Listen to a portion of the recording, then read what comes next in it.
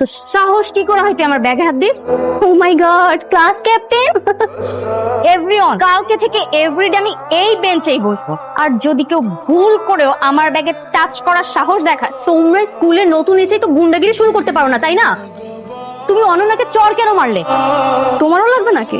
আসো নিয়ে যাও। এই তোমরা এইভাবে কেন কথা বলতেছো? হ্যাঁ, তোমরা এই স্কুলে ভর্তি হয়েছে কি গন্ডগোল করার জন্য?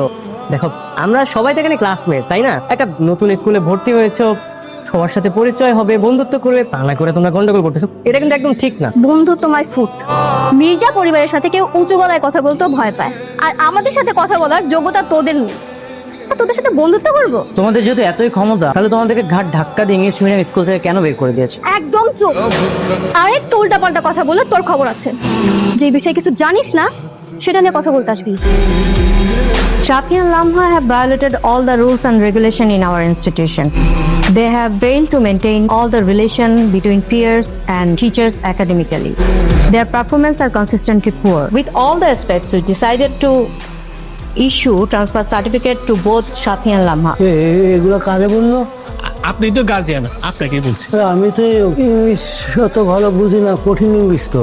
ম্যাডাম, আপনি বাংলা বলতে পারেন না? জি পারি। তা আপনি বাংলায় বলেন। আমি আবার ইংরেজিতে একটু কাঁচা তো। ইংরেজি যদি কঠিন ইংরেজি যদি আমি বলতে পারতাম, তাহলে তো আমি এইখানে এমপি হয়ে বসে থাকতাম না, আমি তো বিদেশ মন্ত্রী হয়ে যেতাম। হে, আপনি কি এগুলা বুঝছেন? বোঝেন নাই? মা, ম্যাডাম কি বললো তোমরা বুঝছো? হ্যাঁ। বাহ, আরে এইটাই তো আমি চাইতেছিলাম। এই জন্যই তো তোমাদের আমি ইংলিশ মিডিয়াম স্কুলে ভর্তি করাইছি। তোমরা ঠাস ঠাস ঠাস ঠাস করে ইংরেজি বলবা, তোমরা স্পিকার হয়ে যাবা, মন্ত্রী হয়ে যাবা।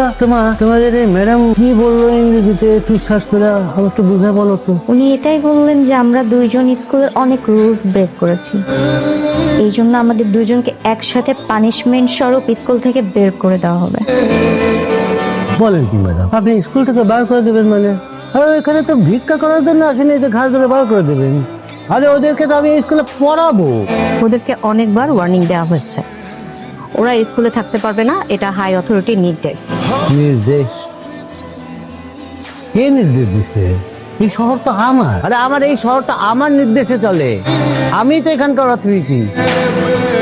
আর আমার মেয়ে যদি এই স্কুলে পড়তে না পারে, তাহলে তো এই স্কুলে তালা ঝুলবে, সেটা কি আপনি জানেন? জি জানি। স্কুলে তালা ঝুললে আপনার রাজনীতিতেও তালা ঝুলবে। ও বাবা, বলে কি রে? তো কে তালা ঝুলাবে? আপনি? জি না, শিক্ষামন্ত্রী। এই স্কুলের ওনার শিক্ষামন্ত্রী আফসার শেখ, ওনার নির্দেশেই ওদের দুজনকে টিসি দেওয়া হচ্ছে। ওনার জানি কারে কয়? মালিক। এই স্কুলের মালিক কি শিক্ষামন্ত্রী?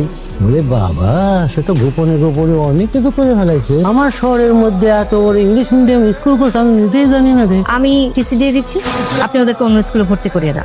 দাঁড়ান ম্যাডাম, আপনি না একটু আগে বললেন যে এই স্কুলে তালা ঝুলালে শিক্ষামন্ত্রী আমার রাজনীতি তালা লাগাই দেবে?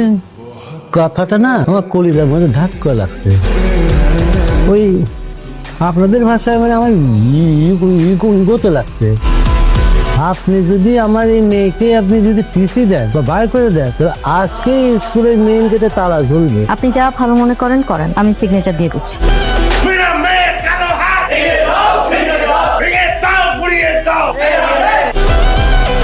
টেনশন এভরিওয়ান, আমাকে দেখা যায় আমার জন্য আমার গত স্কুলে তালা ঝুলিয়ে দিয়েছে। আমার বাবা আমার জন্য শিক্ষামন্ত্রীর সাথে যুদ্ধ বাঁধিয়ে দিয়ে কোন চ্যাটের চোখ আমার সাথে কেউ লাগার চেষ্টাও করবি।